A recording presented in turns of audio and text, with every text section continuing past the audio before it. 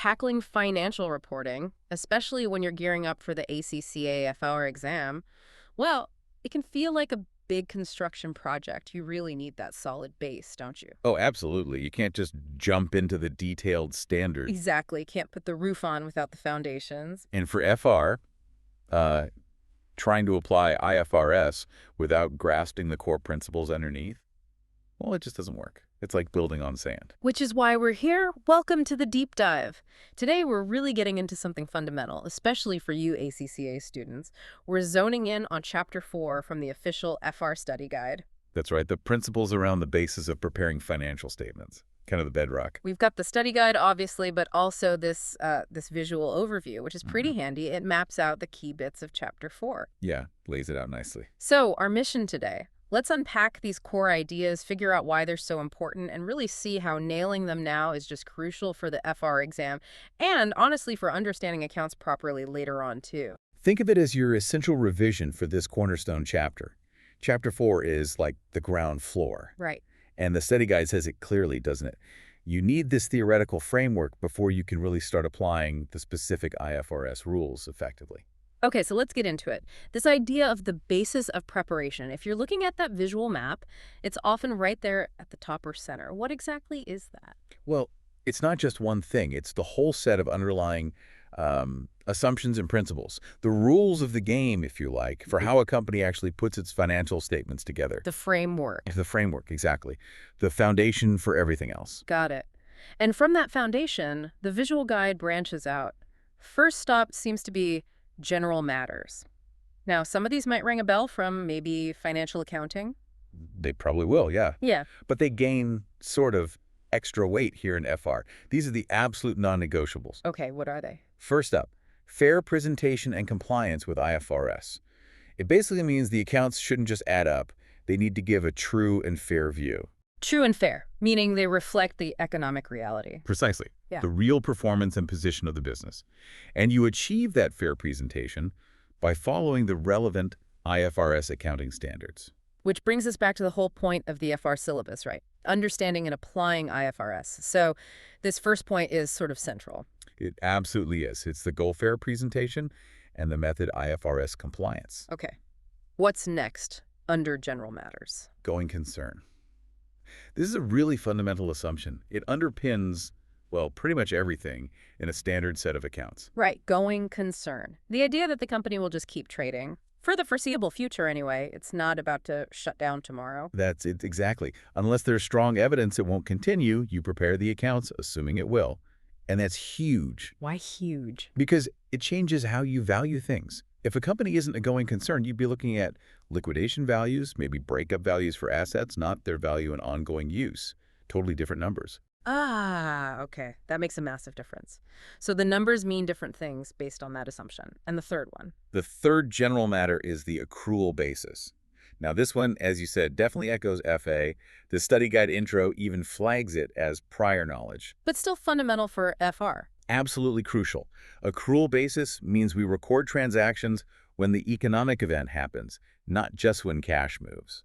So you recognize revenue when you earn it, not when the customer pays. And expenses when you incur them, not when you pay the bill. Exactly. Income earned, expenses incurred. It's about matching them to the right period. That's how you calculate a meaningful profit or loss. Without it, you'd just have a cash flow summary, wouldn't you? Pretty much, yeah. Not a proper picture of performance over time. So those three, fair presentation IFRS, going concern, and accrual basis, they are the absolute bedrock you build everything else on in FR. Okay, foundation's checked. Moving on, that visual overview points next to accounting policies. This sounds like where companies start making some choices. That's right. Policies are the specific principles, bases, conventions, rules, practices, basically the detailed methods a company uses. So if IFRS gives options or maybe doesn't cover something specific, Then management has to select an appropriate policy. The visual lists a few key aspects here: selection, consistency, changes, and disclosure. selection is choosing the method. What about consistency? That seems important. The study guide mentions comparability, doesn't it? It does, yeah. Section A.1G links policy consistency directly to comparability. Think about it, if a company changed its depreciation method every year, how could you compare its profits? You couldn't. Or compare it to a competitor. Exactly. Consistency lets users spot trends and make proper comparisons. But policies can be changed sometimes, right? They're not totally fixed forever. Right, they're not set in stone. No, but the rules are strict. A policy change is only okay if a new IFRS standard mandates it, or if the change actually leads to more relevant and reliable information. So you can't just change it to, say, make the profits look better this year. Definitely not. That's not the purpose.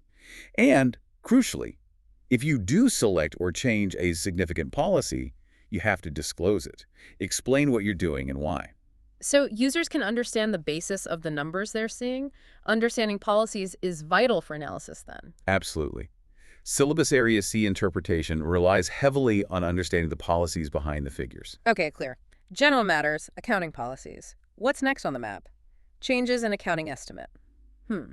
Sounds similar, but I feel there's a key difference. A very important one, yes. Policies are the methods. Estimates are the judgments you make when applying those methods.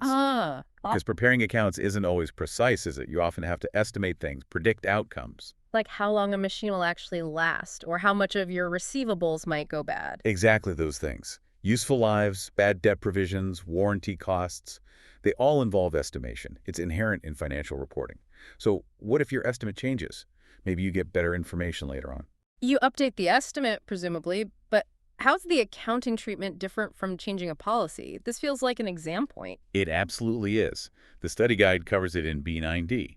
Changes in accounting estimates are handled prospectively. Prospectively, meaning forward-looking. Exactly.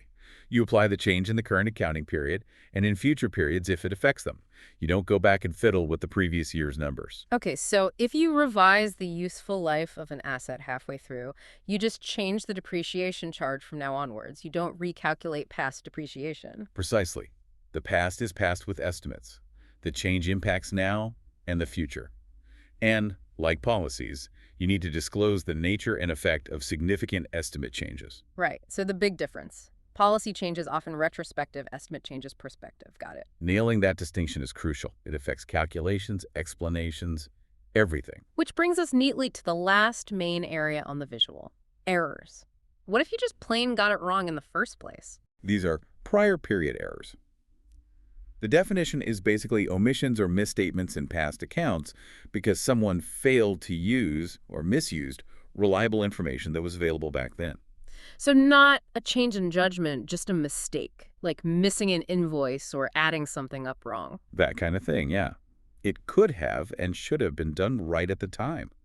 The key thing here is correction. How do you correct them? If the error is material big enough to potentially influence decisions, it has to be corrected retrospectively. Retrospectively again. So like the policy changes, you go back and restate the previous year's figures that are shown for comparison. Yes, exactly. Study Guide B9D again confirms this. You adjust the comparative amounts as if the error had never occurred. You fix the opening balances for the earliest period presented to. And I'm guessing disclosures are needed too. Of course. Explain what the error was and show the impact of the correction on the prior periods. Okay, let's just crystallize that difference one more time because it feels vital. Material errors get corrected retrospectively. Accounting policy changes are usually retrospective, unless a standard says otherwise or it's impractical. Generally, yes. But changes in accounting estimates are always prospective. That's the rule. Perfect summary. Getting those treatments right, retrospective versus perspective, is key exam technique. Now, someone listening might think, okay, fair enough, seems logical, but why dedicate a whole chapter, a whole deep dive, just to these basics? And that's a fair question. Yeah. But here's the thing. These Chapter 4 concepts aren't just intro stuff you learn and forget. They're everywhere. How so? Think about the rest of the FR syllabus. Yeah. Area B is all about accounting for specific things. Assets, revenue, leases, provisions, you name it. Every single one involves applying these principles. You mean like using the accrual basis for revenue, making estimates for depreciation or impairments, applying consistent policies? Exactly. And then Area D, actually preparing the financial statements, single company or group accounts. You're building them on the foundation of fair presentation, going concern, using those policies and estimates correctly, and adjusting for any errors. And it must feed into Area C as well, the analysis part. Absolutely. How can you interpret a company's results if you don't understand the policies they used, or if estimates change significantly, or if last year's numbers were restated for an error? It changes the whole picture. Right. You need to know how the numbers were put together. And the FR exam itself, the study guide, mentions scenario questions, calculations, written explanations. You'll need to apply these concepts. Calculate the impact of an estimate change, explain why an error correction is needed, critique a policy choice maybe. So it's not just definitions, it's about understanding the impact on the actual financial statements. Precisely. And remember that pathway diagram in the guide. FR builds on FA, yes, but it's also the direct foundation for strategic business reporting, SBR. So that this stuff comes up again later. Big time. The conceptual framework, these fundamental principles from Chapter 4, they're absolutely central to SBR. Master them now, and it makes life much easier later. It's like getting your basic grammar right before you try to write an essay. Good analogy. So, quick recap of Chapter 4's essentials. Started with the overall basis of preparation, then the general matters, fair presentation, IFRS, going concern, accrual basis, then accounting policies and their consistency, changes, disclosure. Then the crucial difference with changes in accounting estimate, always prospective. And finally, errors, material ones, corrected retrospectively. Seems simple on the surface, but woven into absolutely everything else in FR. Indeed. And maybe here's a final thought for you to ponder as you revise. Think about the judgment involved. Even with IFRS rules, companies make choices, selecting policies, making estimates. These aren't always black and white. So different choices still within the rules could lead to different results. Exactly. How might a perfectly allowable but different depreciation policy, or a slightly different but still reasonable bad debt estimate, how might that change the reported profit or the balance sheet? Think about what that means for someone trying to understand the company's performance. Interesting. So keep questioning the choices behind the numbers. Keep those underlying principles and the element of judgment in mind as you tackle the more complex standards. It adds that layer of critical thinking that FR, and definitely SBR, requires.